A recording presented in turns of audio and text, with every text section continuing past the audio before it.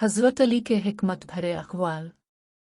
हज़रत अली ने फरमाया, कभी किसी को दुख मत दो, क्योंकि मुआफ़ी मांग लेने पर भी दिल में दर्द इस तरह बाकी रह जाता है जिस तरह दीवार में से कील निकालने पर भी सुराख बाकी रहता है।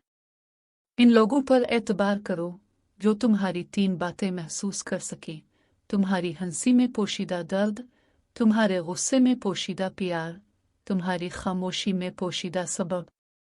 लोगों से इस तरह घुल मिल जाओ कि अगर मर जाओ तो वो तुम पर रोएं, और अगर कहीं चले जाओ तो तुम्हारे आने के मुंतज़िर रहें।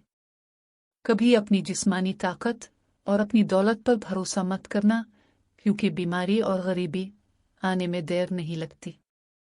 ऐसे शख्स को अपना कोई राज मत बताओ जिसका कोई राज तुम्हारे पास ना हो। अपने दोस्त को इतने ही राज बताओ कि कल को अगर वो तुमसे दुश्मनी पर आमादा हो तो वो तुम्हें कोई नुकसान ना पहुंचा सके।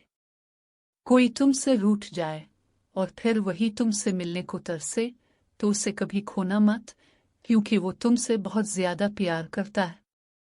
किसी के बुरा कह देने से ना हम बुरे हो जाते हैं ना अच्छे।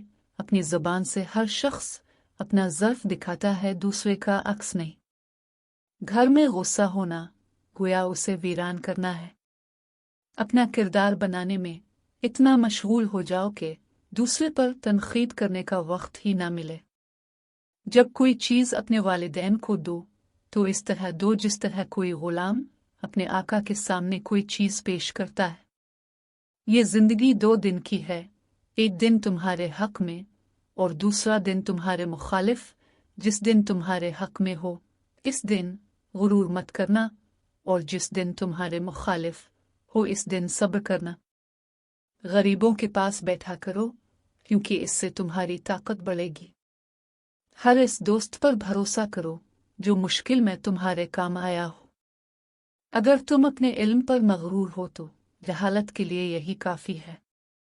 तजर्बा इंसान को गलत फैसले से बचाता है, मगर तजर्बा गलत फैसले से ही हासिल होता है। जो हक से रूगर्दानी करता है तबाह हो जाता है। जहां भी रहो खुदा से डरो, हमेशा हक बात कहो चाहे वो तल्ख हो। 3 चीज़ें ईमान को तबाह कर देती हैं: अमीरों की महफिल, औरतों की सोहबत, जाहिलों से बहस। जिस आदमी की ज़बान खराब हो जाती है उसका नसीब भी खराब हो जाता है। बच्चे को जब कोई तकलीफ या बीमारी आती है तो अल्लाह इस बच्चे की बीमारी के बदले बच्चे की माँ के गुनाह मुआफ़ फरमाता है। हक जहाँ पर भी हो वहाँ तक पहुँचने के लिए शदीद सख्तियों में भी घुस जाओ। अगर आपको हमारी ये वीडियो अच्छी लगी है तो हमारे चैनल उर्दू ख़ज़ाना को सब्सक्राइब कर दें, ताकि आप इस तरह की आने वाली मज़ीद कारआमद वीडियो देख सकें। शुक्रिया। अल्लाह हम सब का हामी और नासिर हो। आमीन।